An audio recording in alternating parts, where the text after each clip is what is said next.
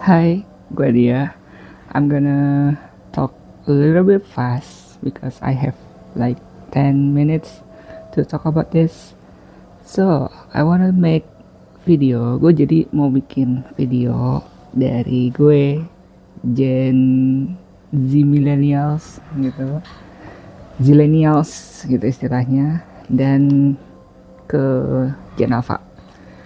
Karena gue abis nonton nonton Reels anak Gen Alpha yang kritisi pemerintahan gitulah gitu. Man, she's slay. Jujur dia tuh slay banget. Argumennya cukup menyentil ya, bukan argumen, sindirannya nyentil banget. Nah, by the way, gue itu udah kenal internet. Dia juga nyinggung tentang internet kan, jadi kemampuan analisisnya katanya dia cukup baik gitu kan. Ketika lihat berita langsung cross check data gitu kan. Yeah. Gue udah kenal internet itu di umur 10 sampai 11, pokoknya kelas 5 SD gue udah kenal internet. Jadi it sounds like I'm not the earliest child who exposed to internet, but maybe I'm the first wave gitu, gelombang pertama orang anak-anak yang sudah menyentuh internet gitu. Jadi I would say gitu, gue merasa bahwa ya I understand about the impact of internet gitu. Gue jadi paham tentang impactnya internet itu ke kita gitu, anak-anak yang belum seharusnya kena internet gitu. Kalau zaman sekarang tuh udah enak ya gitu. Kalau dulu itu bener-bener vulgar sekali. I would say dulu itu vulgar. Yang gue maksud vulgar adalah censorship itu nggak banyak gitu, bahkan nggak ada censorship. Jadi kalau kalian mencoba untuk nyari-nyari hal-hal yang aneh-aneh zaman dulu itu gampang banget. Sekarang banyak censorship, banyak yang membatasi gitu. Jadinya kalian itu termasuk anak-anak yang kenal internet tapi masih di jarak aman gitu. Karena jujurly kalau kalian udah kena hal-hal yang sensorship yang nggak ada gitu, jujur secara psikologis itu emang berantakan banget gitu. Gue akui secara psikologis itu jadi berantakan banget. Cuma emang secara kemampuan baca, kemampuan hal-hal yang low level of learning gitu, kayak remembering or anything else, itu memang kurang baik gitu. Kayak baca, gue jujur sampai sekarang pun juga baca nggak terlalu enjoyable. It's not enjoyable activity for me, but I appreciate how I gain knowledge from reading gitu. Terus critical thinking, of course. Dunia internet itu banyak banget hal yang kita bisa cari gitu dari data. Silakan, argumen juga banyak gitu kan. Orang-orang kan banyak opini. Nah, itu dianggap sebagai argumen aja gitu. Jadi 1A gitu, orang lain argumen apa gitu kan, ditanggapi sebagai ya udah itu opininya dia gitu, argumennya dia. Nanti orang lain argumen apa, anggap aja itu sebuah argumennya dia gitu. So don't take it personally, seriously.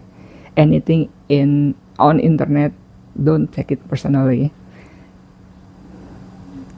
Mungkin kita ngerasa kayak oh dia ngebully gitu kan.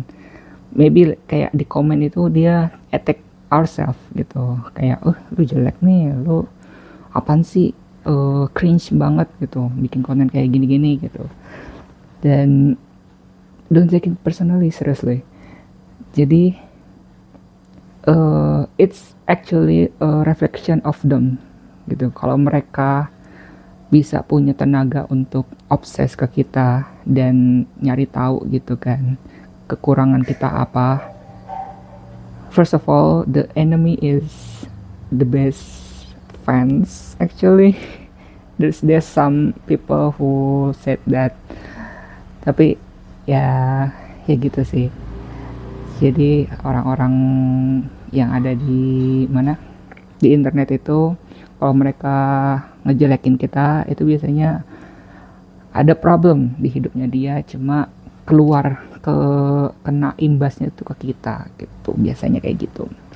Coba aja balas orang yang ngejek kayak gitu, pasti akan bilang oh iya terima kasih halah. Okay. I am scared with some people outside. Kalau ada orang keluarga, ini gue sendiri di tempat ini gitu. Next, critical thinking. To be honest, okay, break. Panas, Wak.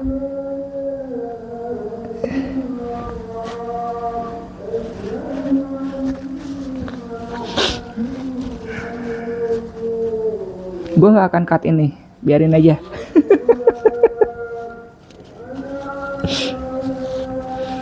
Aduh.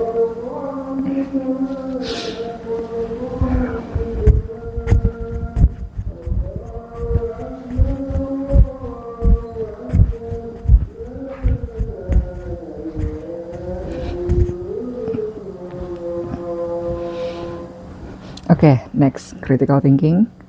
To be honest, it's tricky.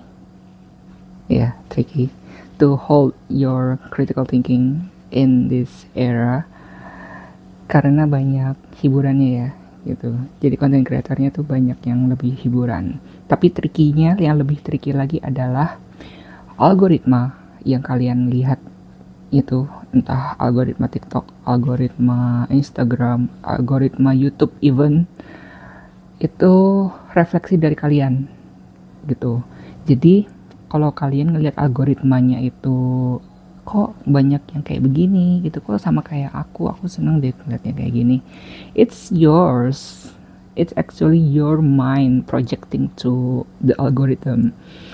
Jadi kalau kalian membenci diri kalian sendiri, nanti keluarnya akan hal-hal yang makin bikin benci dengan diri sendiri. Kalau kalian main algoritmanya yang positif, ya itu akan menjadi terrefleksikan gitu ke algoritma konten-konten yang kalian sering tonton gitu. It's a note, it's shaping your critical thinking gitu. Jadi seandainya lihat nih di sosial media kalian, coba pakai critical thinkingnya itu lebih kayak this is the reflection of me, or this is the reflection of the community I have gitu. Community ini dalam artian kayak pertemanan kalian di sosial media gitu. Biasanya kalau teman-teman kalian suka bahas politik, nanti di sosial media kalian akan banyak konten-konten tentang politik. Okay? So that's a tricky part for being a critical thinking, for having critical thinking. Apalagi AI gitu. Kalau kalian nggak tahu, AI itu sebenarnya udah ada di algoritma kalian. Alarm. Jadi ya, maybe that's something I want to tell you, because I want to continue doing other thing. So thank you for watching. See you in the next video. Bye bye.